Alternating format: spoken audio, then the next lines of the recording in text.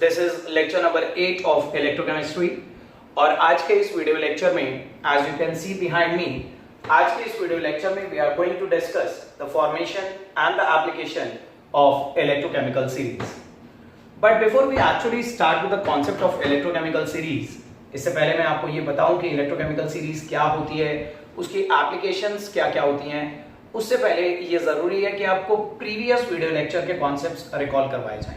सबसे पहले मैं आप लोगों को एक क्विक रिकैप, एक क्विक समराइजेशन दे रहा हूं पिछले वीडियो लेक्चर की, सो दैट आप आज की क्लास को प्रीवियस वीडियो लेक्चर से कनेक्ट कर पाएं। स्टूडेंट्स, आप में से जिन लोगों ने मेरा प्रीवियस वीडियो लेक्चर देखा है उन्हें याद होगा कि प्रीवियस वीडियो लेक्चर में we covered with the concept of standard hydrogen electrode. Last video lecture में मैंने आपको स्टैंडर्ड हाइड्रोजन इलेक्ट्रोड की फॉर्मेशन, उसकी कंस्ट्रक्शन और उसकी यूटिलिटी के बारे में बताया था।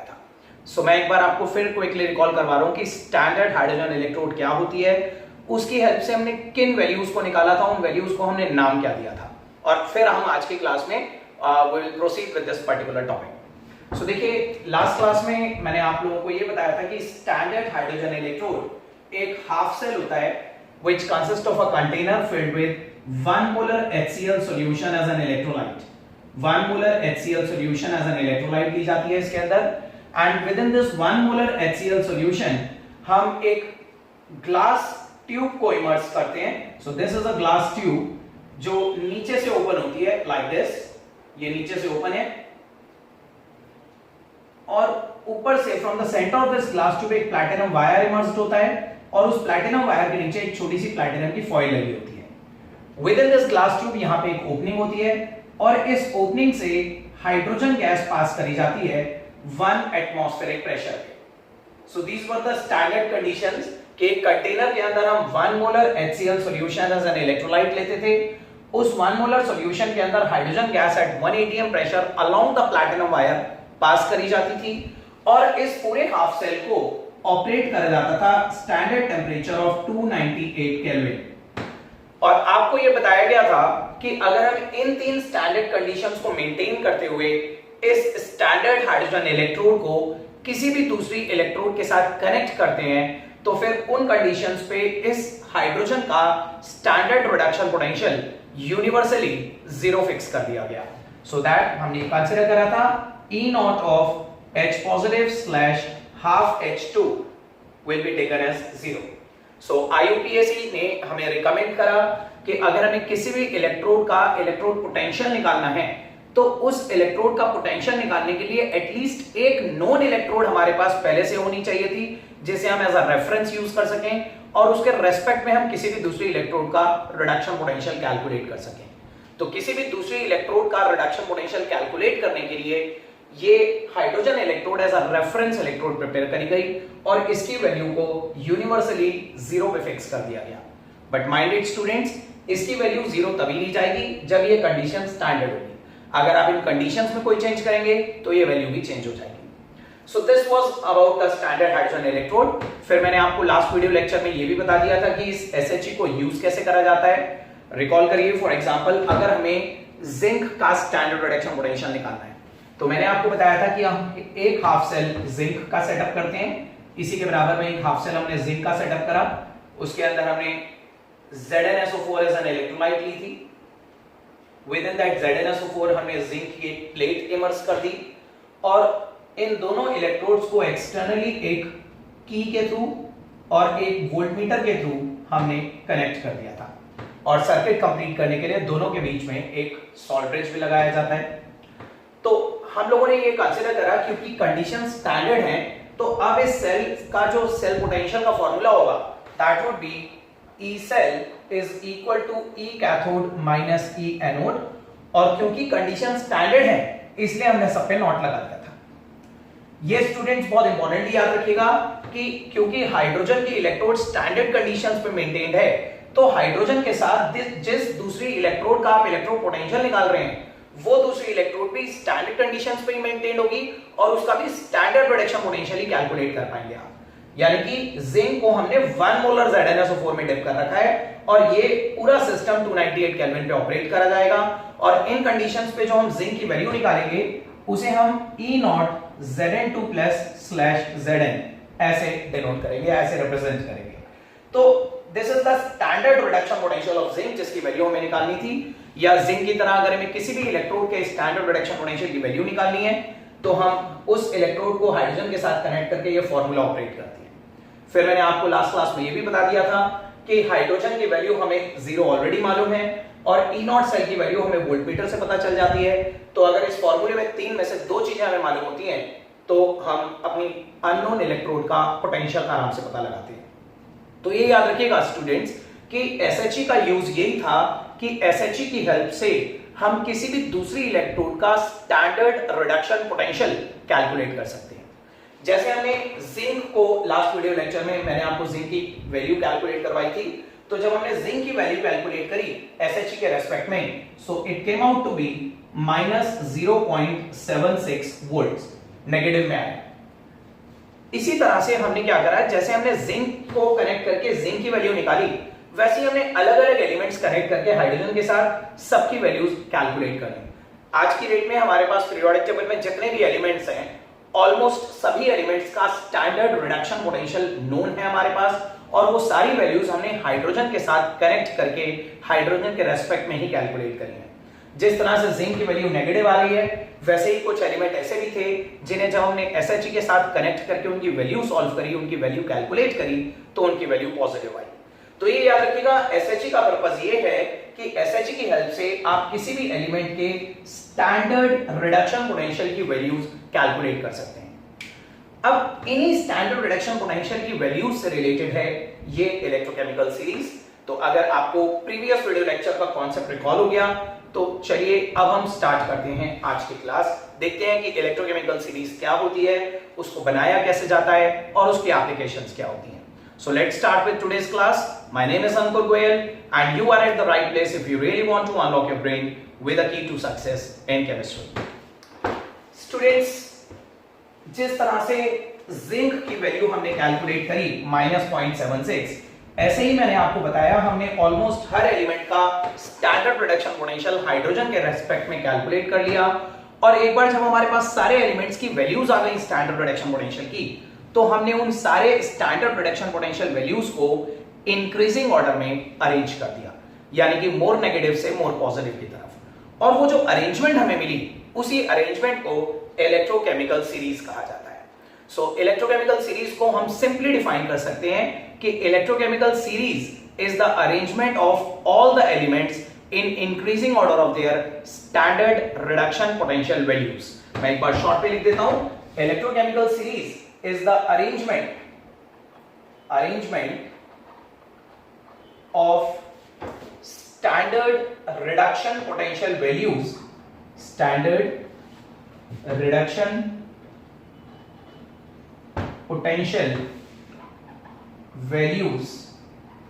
of all the elements in increasing order।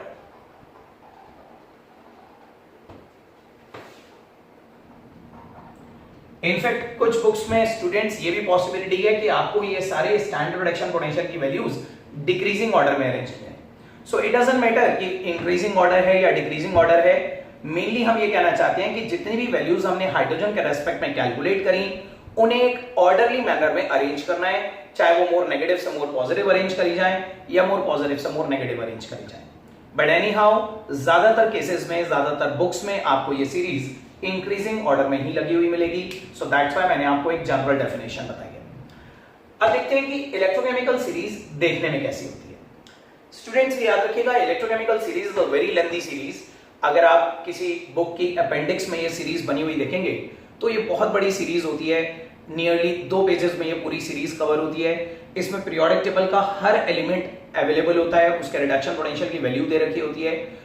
और आपको पता है स्पेशली जो डी ब्लॉक एलिमेंट्स होते हैं, द ट्रांजिशन एलिमेंट, वो वेरिएबल ऑक्सीडेशन स्टेट शो करते हैं। तो एक एक एलिमेंट के एक से ज्यादा रिडक्शन पोटेंशियल्स भी अवेलेबल हो सकते हैं।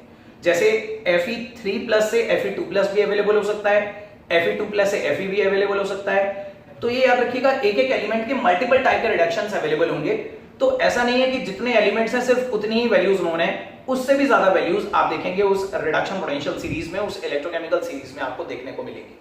So first of all, it is never possible या it is never required to even learn that electrochemical series. ये याद रखिएगा स्टूडेंट्स, कई बार स्टूडेंट्स उस सीरीज को याद करने की कोशिश करते हैं, तो मैं आपको बिल्कुल क्लियरली स्टेट कर दूं कि आपको इस इलेक्ट्रोकेमिकल सीरीज को याद करने की कोई जरूरत नहीं है। आपको कभी भी जरूरत नहीं पड़ेगी इस सीरीज को याद करने की। The only thing you should know कि what is the purpose of constructing this series. हमने हाइड्रोजन के साथ सारे एलिमेंट्स को कनेक्ट करके सबकी वैल्यूज पहले से निकाल के क्यों रख ली, और अगर हमने सबकी वैल्यूज निकाल भी ली तो हमने उन्हें एक ऑर्डरली मैनर में क्यों अरेंज करा, इंक्रीजिंग या डिक्रीजिंग मैनर में क्यों अरेंज करा। उस अरेंजमेंट से एप्लीकेशंस क्या क्या अचीव हो सकती हैं, वो एप्लीकेशंस आपको पढ़नी है। इस सीरीज को याद रखने की कोई जरूरत नहीं है। ऑल्दो देयर आर 5 और 6 इंपॉर्टेंट एलिमेंट्स जिनकी वैल्यू आप याद रखें तो आपको ज्यादा कन्वीनियंट रहेगा कुछ क्वेश्चन सॉल्व करने में, बट स्टिल आपको पूरी सीरीज याद रखने की जरूरत नहीं है। कुछ इंपॉर्टेंट एलिमेंट्स हैं जो आपको याद रखने होंगे, वो मैं आपको यहां पे बता दूंगा। तो सबसे पहले देखते हैं कि इस इलेक्ट्रोकेमिकल सीरीज का एक आउटलुक कैसा होता है, इसकी एक रिप्रेजेंटेशन देखने में ये सीरीज कैसे होती है।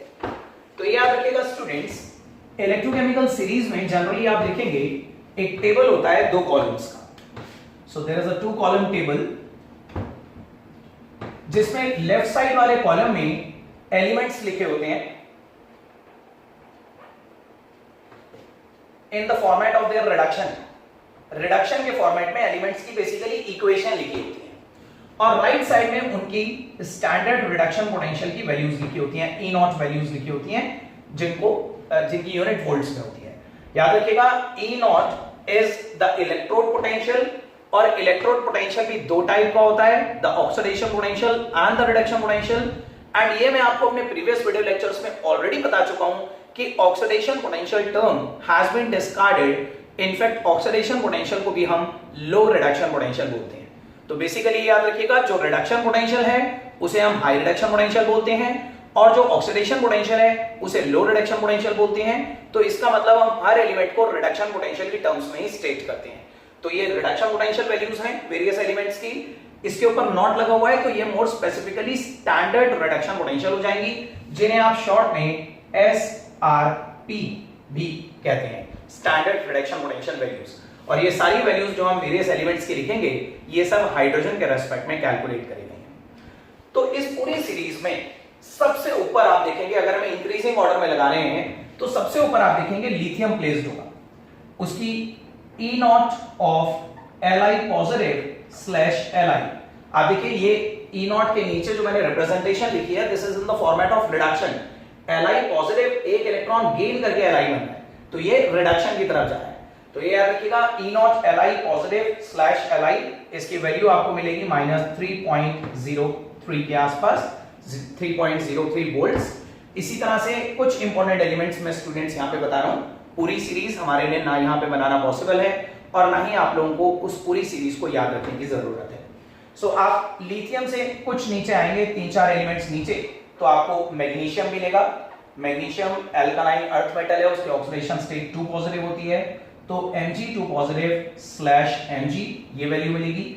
ये होती है नियरली -2.37 वोल्ट्स के आसपास। इन सभी वैल्यूज की यूनिट्स वोल्ट्स में होती हैं स्टूडेंट्स। उसके बाद और नीचे आएंगे कुछ एलिमेंट्स नीचे, तो आपको जिंक मिलेगा, E not Zn2 positive /Zn, ये भी देखिए रिडक्शन के फॉर्मेट में लिखा हुआ है, ये -0.76 वोल्ट्स है। ये वैल्यू तो हमने लास्ट वीडियो लेक्चर में कैलकुलेट ही करी थी हाइड्रोजन के साथ कनेक्ट करके। और नीचे आएंगे तो आपको आयरन मिलेगा, Fe2 पॉजिटिव /Fe, ठीक है, इसमें वैल्यू आपको मिलेगी -0.44 वोल्ट्स। और नीचे आएंगे तो towards the centre of the series आपको हाइड्रोजन मिलेगा, जिसमें लिखा होगा H पॉजिटिव /12H2। सो ये भी हाइड्रोजन का रिडक्शन पोटेंशियल है, और ये वैल्यू हमने कैलकुलेट नहीं करी, ये वैल्यू हमने एज्यूम कर रखी है, यूनिवर्सल एजम्पशन 0.00 वोल्ट्स। इससे नीचे आप देखेंगे फिर पॉजिटिव वैल्यूज स्टार्ट हो जाएंगे। हाइड्रोजन से कुछ एलिमेंट्स नीचे आपको कॉपर मिलेगा, E not of Cu2 positive /Cu, इसकी वैल्यू जब हमने कैलकुलेट करी तो it came out to be positive 0.34 volts, ये पॉजिटिव में आई। और नीचे गए हमें सिल्वर की वैल्यू मिलेगी, E not Ag positive /Ag, इसकी वैल्यू 0.80 वोल्ट्स होती है। And lastly at the bottom of the series, इस सीरीज के बिल्कुल लास्ट में जो आखिरी एलिमेंट होता है वो most electronegative element of the periodic table होता है। You know कि fluorine is the most electronegative element of the periodic table. It has a very strong tendency to gain electron, तो उसका रिडक्शन पोटेंशियल सबसे ज्यादा होता है। वो सीरीज में आपको सबसे नीचे मिलेगा, तो आप सबसे नीचे at the bottom of the series देखेंगे E0F2/2F नेगेटिव। ये आपको towards the bottom of the series मिलेगा और इसकी वैल्यू आपको मिलेगी +2.87 volt. So anyways students, again I am saying आपको ये जरूरी नहीं है कि आप ये सारी वैल्यूज याद रखें, बस ये कुछ बीच के एलिमेंट्स बड़े इंपॉर्टेंट हैं, जैसे जिंक है, हाइड्रोजन है, कॉपर है, सिल्वर है। इनकी वैल्यूज पे ऑपरेट करने के लिए अक्सर क्वेश्चंस पूछ लिए जाते हैं, बट आपको वो वैल्यूज भी उस वक्त एग्जाम में दी जाएंगी, तो ज्यादातर आपको इन वैल्यूज के साथ डील करना पड़ेगा, बट आपको इस इलेक्ट्रोकेमिकल सीरीज को याद रखने की जरूरत नहीं। सो इलेक्ट्रोकेमिकल सीरीज में ये तो मैंने कुछ ही एलिमेंट्स आपको दिखाए हैं, जैसे मैंने आयरन Fe2+ से Fe जाता हुआ दिखाया। ऐसी प्रोबेबली चांसेस हैं कि आपको एक इक्वेशन ये भी मिलेगी कि Fe3+ से Fe जा रहा हो या Fe3+ से Fe2+ जा रहा हो, तो आयरन की भी 3-4 इक्वेशंस आपको मिलेंगी, क्योंकि iron multiple oxidation state exhibit करता है, तो उसके डिफरेंट टाइप के रिडक्शन पोटेंशियल्स होते हैं। तो कुछ इंपॉर्टेंट रिडक्शन पोटेंशियल्स मैंने आपको यहाँ पे दिखाए हुए हैं। So this type of arrangement, जिसमें वेरियस एलिमेंट्स के स्टैंडर्ड रिडक्शन पोटेंशियल वैल्यूज को उनके इंक्रीजिंग ऑर्डर में लगाया जाता है, इस अरेंजमेंट को इलेक्ट्रोकेमिकल सीरीज कहा जाता है। सो आई होप आपको इलेक्ट्रोकेमिकल सीरीज क्लियर हो गई है कि इलेक्ट्रोकेमिकल सीरीज किस तरह से अरेंज्ड होती है, उसमें ये जो वैल्यूज हैं ये हमारे पास कहां से आई, और लास्टली अब हम ये देखेंगे which is a very important topic कि इस इलेक्ट्रोकेमिकल सीरीज को हमने क्यों बनाया, पर्पस क्या है इस इलेक्ट्रोकेमिकल सीरीज को बनाने का। तो ये याद रखिएगा स्टूडेंट्स, इस इलेक्ट्रोकेमिकल सीरीज को बनाने के पीछे 3 बड़ी इंपॉर्टेंट एप्लीकेशंस हैं।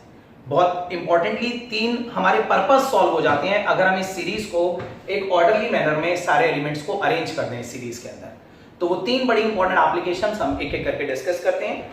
तो the very first application is, मैं यहां पे लिख देता हूं, द फर्स्ट एप्लीकेशन इज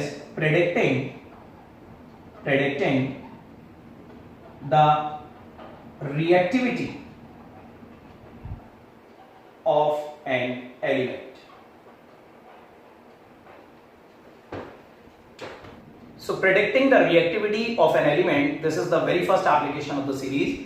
सबसे पहले इस एप्लीकेशन का मतलब, इस एप्लीकेशन की डिटेल समझने के लिए आपको यह पता होना चाहिए कि what is the meaning of reactivity. Reactivity का मतलब क्या होता है?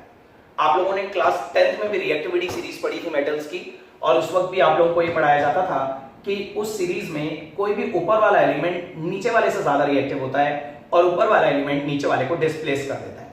तो इस बात का भी क्या मतलब होता है कि ऊपर वाला एलिमेंट नीचे वाले को डिस्प्लेस कर देता है, या जब भी हम बोलते हैं कि कोई ऊपर वाला एलिमेंट नीचे वाले से ज्यादा रिएक्टिव है, तो ज्यादा रिएक्टिव मतलब क्या? सो स्टूडेंट्स याद रखिएगा, मेटल्स के केस में आप देख सकते हैं इस सीरीज में मोस्टली मेटल्स ही हैं, नीचे की तरफ आपको कुछ नॉन मेटल्स मिलेंगे, लेकिन मेटल्स के केस में याद रखिएगा रिएक्टिविटी का मतलब होता है टेंडेंसी टू लूज इलेक्ट्रॉन। जो मेटल जितना ज्यादा अपने इलेक्ट्रॉन्स को लूज करने की टेंडेंसी एग्जिबिट करेगा, हम कहेंगे वो उतना ज्यादा रिएक्टिव है। ठीक है, सो रिएक्टिविटी का मतलब है टेंडेंसी टू लूज इलेक्ट्रॉन। तो हम ये कहना चाह रहे हैं कि अगर हम इन सारे एलिमेंट्स को increasing order of reduction potential में अरेंज कर दें, तो इन वैल्यूज को देख के हम ये आराम से एनालाइज कर सकते हैं कि इनमें से कौन सा एलिमेंट ज्यादा रिएक्टिव है और कौन सा एलिमेंट किस दूसरे एलिमेंट को उसके सॉल्ट में से डिस्प्लेस कर सकता है। उसके लिए सबसे पहले इस वैल्यू का मतलब समझते हैं कि what is the meaning of standard reduction potential. देखिए स्टूडेंट्स, रिडक्शन पोटेंशियल का मतलब है टेंडेंसी टू गेट रिड्यूस्ड।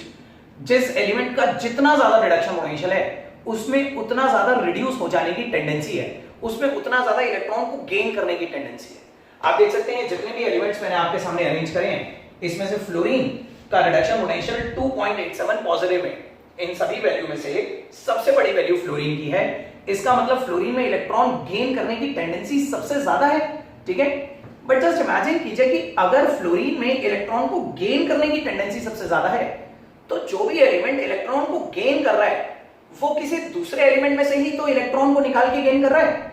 अगर सपोज कीजिए मैंने किसी दूसरे का इलेक्ट्रॉन गेन कर लिया, तो मैंने किसी दूसरे में से इलेक्ट्रॉन पुल करा और फिर अपने अंदर ऐड करा, तो मेरा तो हो गया रिडक्शन, और जिस भी दूसरे एलिमेंट के अंदर से मैंने इलेक्ट्रॉन खींचा उसका हो गया ऑक्सीडेशन। तो ये याद रखिएगा, फ्लोरीन खुद रिड्यूस हो रहा है लेकिन दूसरे को ऑक्सीडाइज कर रहा है। फ्लोरीन का अगर रिडक्शन पोटेंशियल सबसे ज्यादा है, इसका मतलब फ्लोरीन में गेन करने की टेंडेंसी सबसे ज्यादा है, इसका मतलब फ्लोरीन दूसरे को ऑक्सीडाइज करने की टेंडेंसी सबसे ज्यादा रखता है। तो ये याद रखिएगा, हम सीधा सीधा से ये कॉन्सेप्ट लगा सकते हैं कि reactivity is actually inversely related to standard reduction potential। जिस एलिमेंट का स्टैंडर्ड रिडक्शन पोटेंशियल जितना ज्यादा होगा वो उतना कम रिएक्टिव होगा। देखिए मैं आपको एक बार फिर से एग्जांपल देके एग्जांपलीफाई करता हूं, ध्यान से देखिएगा, दोबारा से समझते हैं। सपोज कीजिए फॉर एग्जांपल स्टूडेंट्स, मैंने आपको बताया मेटल्स के केस में रिएक्टिविटी का मतलब होता है टेंडेंसी टू लूज इलेक्ट्रॉन। जो अपना इलेक्ट्रॉन जितना जल्दी लूज करेगा वो उतना ज्यादा रिएक्टिव होगा। और आप देख रहे हैं ये जो वैल्यू है ये रिडक्शन पोटेंशियल की वैल्यूज हैं, यानी कि ये गेन करने की टेंडेंसी एग्जिबिट कर रहे हैं। ठीक है, आप बताओ कि इन सभी एलिमेंट्स में से सबसे कम रिडक्शन पोटेंशियल लिथियम का है, और अगर लिथियम का सबसे कम रिडक्शन पोटेंशियल है इसका मतलब लिथियम में गेन करने की टेंडेंसी सबसे कम है। और क्या आप मानते हैं कि अगर लिथियम में गेन करने की टेंडेंसी सबसे कम है तो इसका मतलब इसमें लूज करने की टेंडेंसी सबसे ज्यादा होगी। ठीक है, और लूज करने की टेंडेंसी ज्यादा होना इसी को तो रिएक्टिविटी बोलते हैं। रिएक्टिविटी मतलब tendency to loose.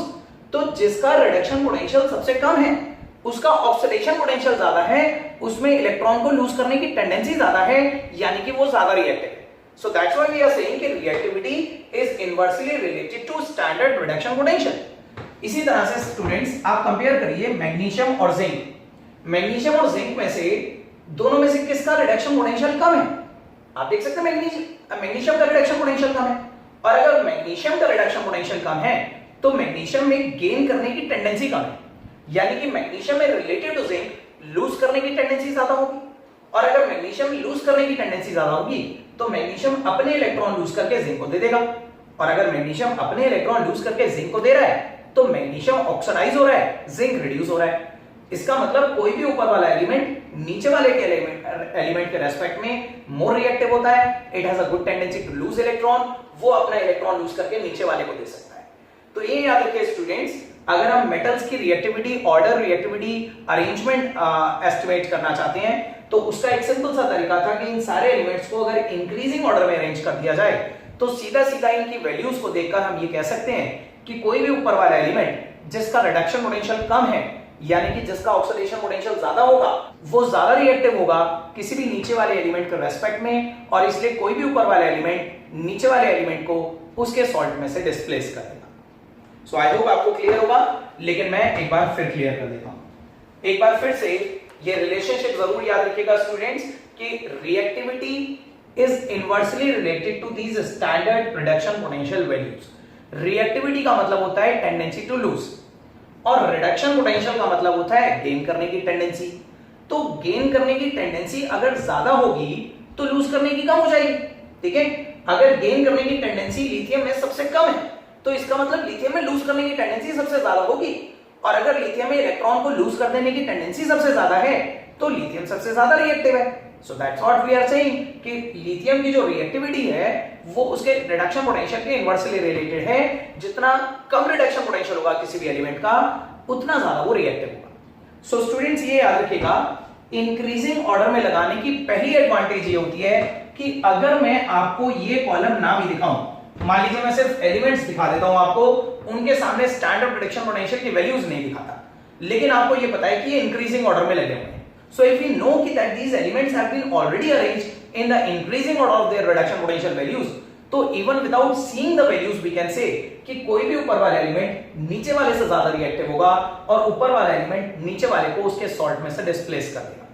So that's why आप लोगों को क्लास 10th में जो रिएक्टिविटी सीरीज पढ़ाई गई थी उसमें आपको याद होगा सिर्फ एक कॉलम में एलिमेंट्स लिखे हुए थे, लेकिन उनके सामने उनकी वैल्यूज नहीं लिखी हुई थी, और बिना वैल्यू देखे भी आप ये बता देते थे कि कोई भी ऊपर वाला एलिमेंट नीचे वाले से ज्यादा रिएक्टिव होता है और ऊपर वाला नीचे वाले को उसके सॉल्ट में से डिस्प्लेस कर देता है, क्योंकि वो वैल्यूज इंक्रीजिंग ऑर्डर में लगी हुई थी।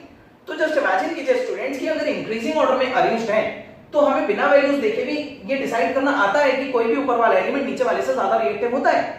बट जस्ट इमेजिन कि अगर मैं इन सबको रीशफल कर दूं, इन्हें रैंडम ऑर्डर में लगा दूं, तो क्या बिना वैल्यूज देके डिसाइड कर पाओगे कि कौन ज्यादा रिएक्टिव है कौन कम रिएक्टिव है?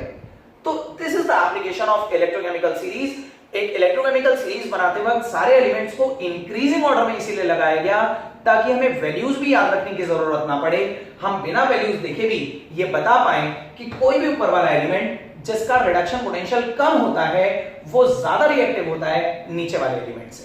सो any higher element of the series is more reactive with respect to any lower element of the series, and ऊपर वाला एलिमेंट अपने इलेक्ट्रॉन लूज करके नीचे वाले को दे सकता है और ऊपर वाला ऑक्सीडाइज हो सकता है, नीचे वाला रिड्यूस हो सकता है। इसी को बोलते हैं कि ऊपर वाला ज्यादा रिएक्टिव है, नीचे वाला कम रिएक्टिव है। ये याद रखिएगा, lithium is most reactive out of all these elements and fluorine is least reactive. Fluorine में क्योंकि रिडक्शन पोटेंशियल सबसे ज्यादा है, फ्लोरीन की वैल्यू मैंने आपके सामने लिखी हुई थी +2.87, तो फ्लोरीन का क्योंकि रिडक्शन पोटेंशियल सबसे ज्यादा है तो फ्लोरीन में गेन करने की टेंडेंसी सबसे ज्यादा है, इसका मतलब लूज करने की टेंडेंसी तो मिनिमम होगी, तो फ्लोरीन बहुत कम रिएक्टिव है। ठीक है, fluorine has the least tendency to lose electrons, lithium has the highest tendency to lose electron. तो आई होप अब आपको first application of the series अच्छी तरह क्लियर है। पहली एप्लीकेशन है predicting the reactivity of an element. अगर हमारे सामने ये सारे एलिमेंट्स लिख दिए जाएं एक इंक्रीजिंग ऑर्डर में, बेशक हमें उनकी वैल्यूज ना भी बताई जाएं, बट हमें ये पता है कि ये इंक्रीजिंग ऑर्डर में लगे हुए हैं, तो even without seeing there values हम ये कह सकते हैं कि कोई भी ऊपर वाला एलिमेंट नीचे वाले एलिमेंट से ज्यादा रिएक्टिव होता है और ऊपर वाला एलिमेंट नीचे वाले को उसके सॉल्ट में से डिस्प्लेस कर सकता है। So this is the first application. Now let's move on to the second application. The second application of the series is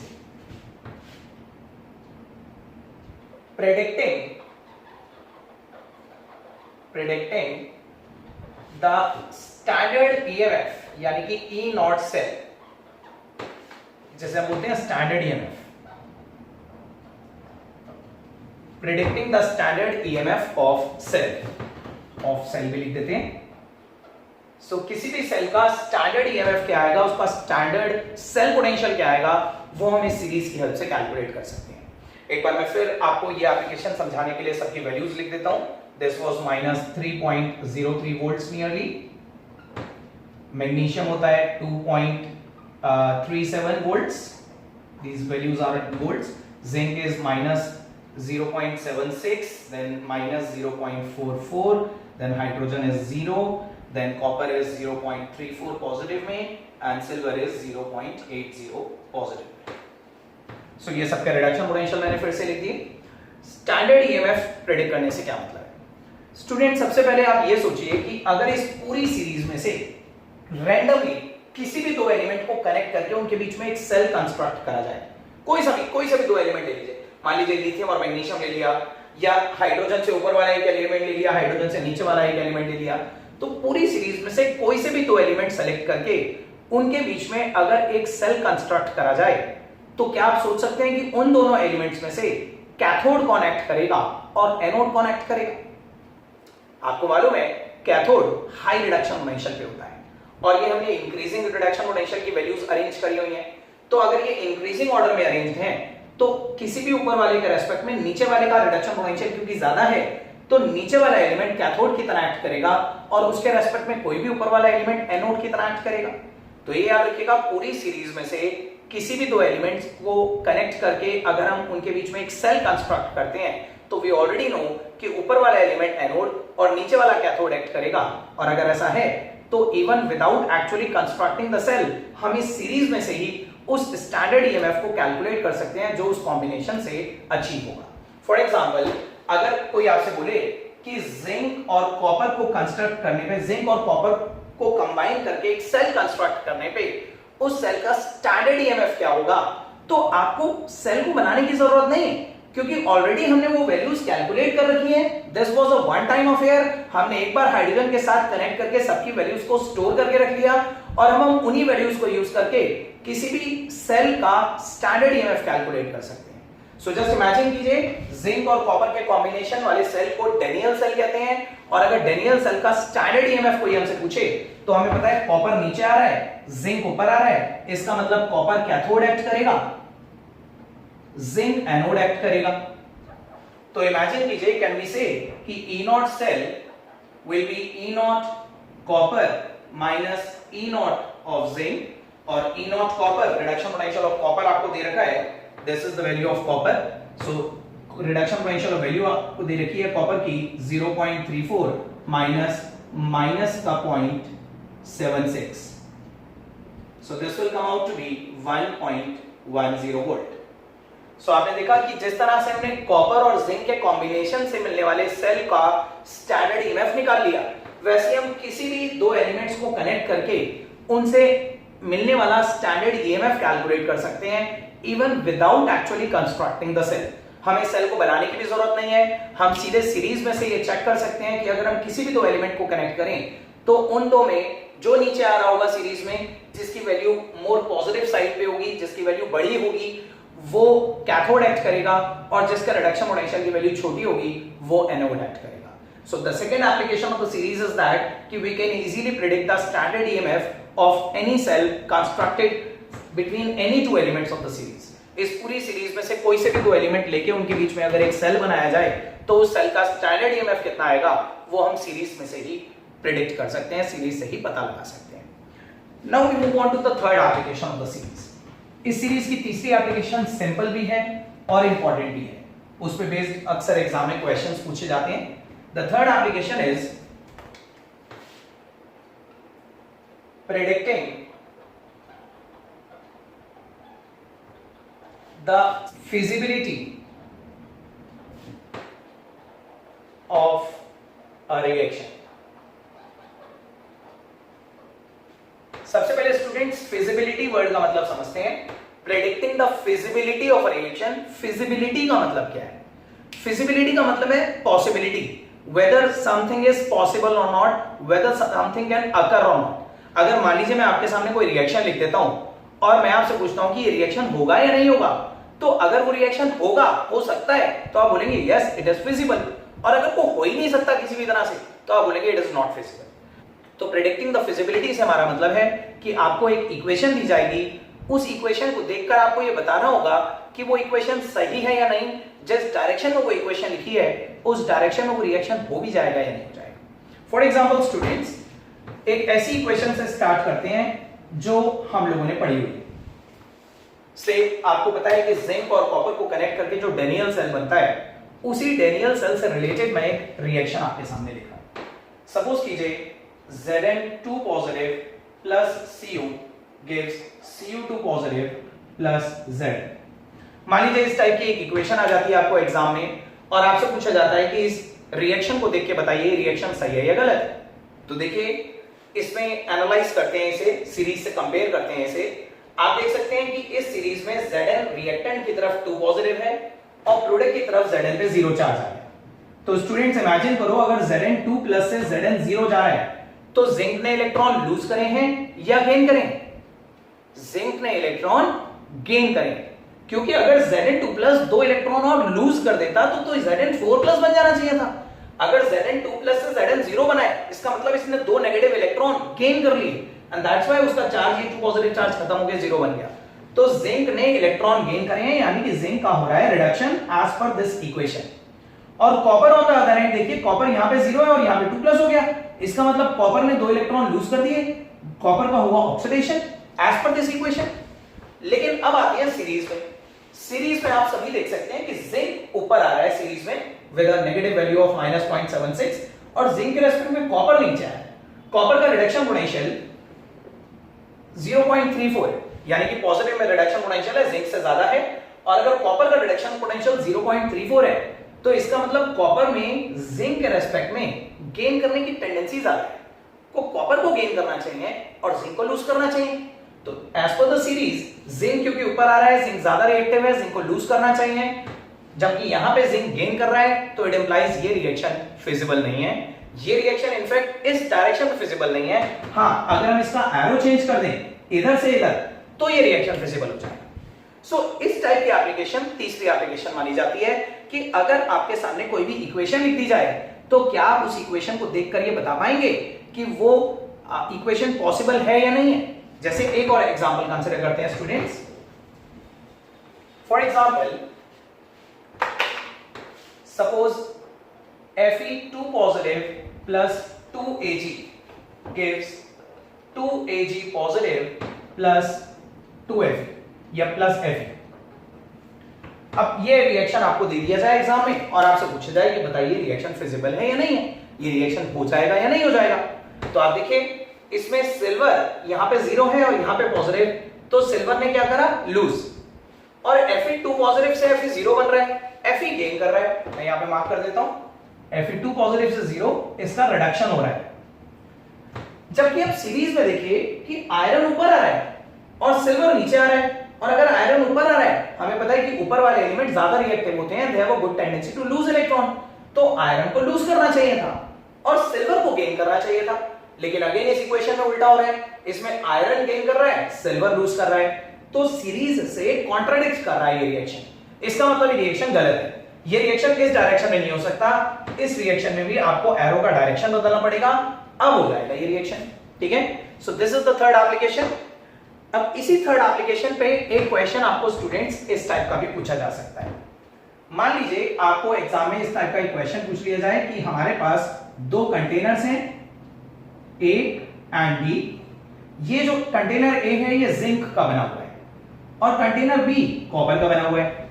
तो याद रखिएगा, कंटेनर A जिंक का बना हुआ है, कंटेनर B कॉपर का बना हुआ है। आपसे एग्जाम में ये पूछा जा सकता है कि बताइए क्या हम जिंक के कंटेनर में कुछ दिनों के लिए कॉपर सल्फेट की सॉल्यूशन और कॉपर के कंटेनर में कुछ दिनों के लिए जिंक सल्फेट की सॉल्यूशन स्टोर करके रख सकते हैं या नहीं रख सकते। इस टाइप के क्वेश्चंस भी स्टूडेंट्स अक्सर आ जाते हैं कि एक गिवन मेटालिक कंटेनर में एक दूसरे मेटल की सॉल्यूशन को रखा जा सकता है या नहीं रखा जा सकता। तो सोचिए जरा, इस सीरीज की हेल्प लीजिए, सीरीज के रेस्पेक्ट में देखिए कि क्या आप प्रेडिक्ट कर पा रहे हैं कि जिंक के कंटेनर में कॉपर सल्फेट को रखना और कॉपर के कंटेनर में जिंक सल्फेट को रखना पॉसिबल है या नहीं। सो देखिए स्टूडेंट्स, अगर आप रिएक्टिविटी सीरीज के हिसाब से देखें तो जिंक क्योंकि ऊपर आ रहा है कॉपर से, तो ऑब्वियसली वी कैन से कि zinc is more reactive than copper. तो ये पहला वाला कंटेनर देखिए, इसका मतलब ये जो कंटेनर है जिंक का, ये कंटेनर ज्यादा रिएक्टिव है अपने अंदर रखी गई सॉल्यूशन के रेस्पेक्ट में। एंड दैट्स व्हाई अगर आपने जिंक के कंटेनर में कॉपर सल्फेट की सॉल्यूशन रखी तो ये जिंक क्या करेगा, इस अंदर रखी हुई सल्फेट सॉल्यूशन में से कॉपर को डिस्प्लेस करेगा और ZnSO4 बना लेगा और कॉपर का पीपीडी बनके नीचे बैठ जाएगा। यानी कि अगर आप कुछ दिनों के लिए इसे स्टोर कर दो और कुछ दिन बाद आकर देखो तो ऑब्जर्वेशन क्या होगी, क्या आप बता सकते हैं कि क्या ऑब्जर्वेशन होगी कुछ दिनों बाद? क्या आपको जिंक के कंटेनर में कॉपर सल्फेट रखा हुआ मिलेगा कुछ दिन बाद भी? तो डेफिनेटली नहीं मिलेगा। आप देखेंगे जिंक के कंटेनर में जगह जगह होल्स हो गए होंगे क्योंकि जिंक गल रहा है, जिंक Zn2+ बनने लगा।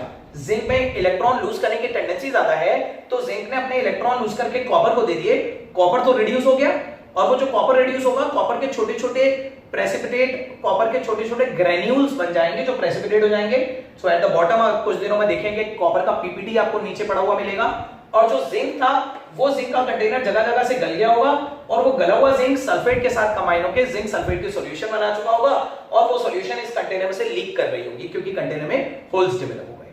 ऑन द अदर एंड अगर आप कॉपर के कंटेनर में जिंक सल्फेट रखें तो ये स्टोरेज पॉसिबली रखी जा सकती है, ये स्टोरेज डेफिनेटली रखी जा सकती है क्योंकि कॉपर नीचे आ रहा है, कॉपर का कंटेनर लेस रिएक्टिव है, वो कंटेनर अपने अंदर रखी गई सॉल्यूशन के साथ रिएक्ट नहीं करेगा।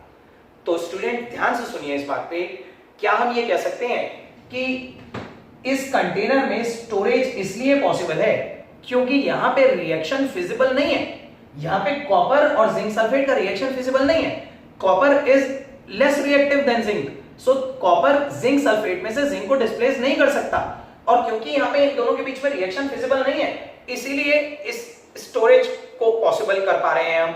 ये स्टोरेज पॉसिबल है क्योंकि कॉपर लेस रिएक्टिव है, तो किसी भी लेस रिएक्टिव वेसल में, किसी भी लेस रिएक्टिव कंटेनर में आप मोर रिएक्टिव एलिमेंट की सॉल्यूशन को रख सकते हैं। लेकिन हम जिंक के कंटेनर में कॉपर सल्फेट नहीं रख सकते क्योंकि यहां पे इन दोनों के बीच में रिएक्शन फिजिबल है, तो जहां रिएक्शन फिजिबल होता है वहां स्टोरेज पॉसिबल नहीं होती।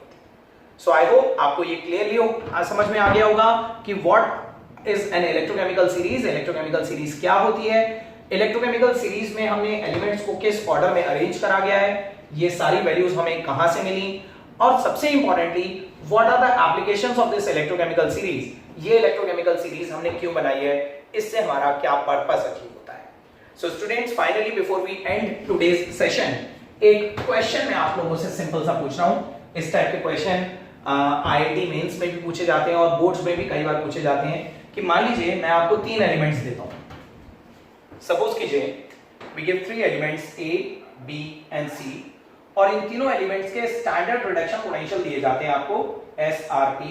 सपोज कीजिए इसकी वैल्यू दे रखी है 0.42 पॉजिटिव में, इसकी वैल्यू दे रखी है -1.51 और इसकी वैल्यू दे रखी है पॉजिटिव में अगेन 1.29। ये वैल्यू पॉजिटिव है, ये वैल्यू भी पॉजिटिव है और ये नेगेटिव है। ये सारे स्टैंडर्ड रिडक्शन पोटेंशियल दे रखे हैं और आपसे पूछा गया है which is the strongest oxidizing agent, which is the strongest oxidizing agent। so बहुत ध्यान से सुनिएगा स्टूडेंट्स, आप लोगों को ये कंसेप्ट अगर समझ में आ गया कि standard reduction potential values actually क्या रिप्रेजेंट करती हैं, उनका ऑक्सीडेशन रिडक्शन से क्या रिलेशन होता है, तो डेफिनेटली आप इस क्वेश्चन को कर सकते हैं। So students, this question is for you. आप सभी लोग इस क्वेश्चन को सोचिए, इस क्वेश्चन के कंसेप्ट को एनालाइज करिए और इसका आंसर मुझे कमेंट बॉक्स में दीजिए। मैं एक्सपेक्ट करूंगा कि आप सभी लोग इसका सही आंसर मुझे रिपोर्ट कर पाएं। एनीवेज, मैं अपना जो भी वीडियो लेक्चर नेक्स्ट अपलोड करूंगा उसमें इस क्वेश्चन को आपके साथ डिस्कस करूंगा। सो स्टूडेंट्स, आज के इस वीडियो लेक्चर में हम इतना ही पढ़ेंगे। In our next video lecture we will proceed with a very important topic of electrochemistry which is Nernst equation. Till then, have a great day. Stay tuned. Thank you.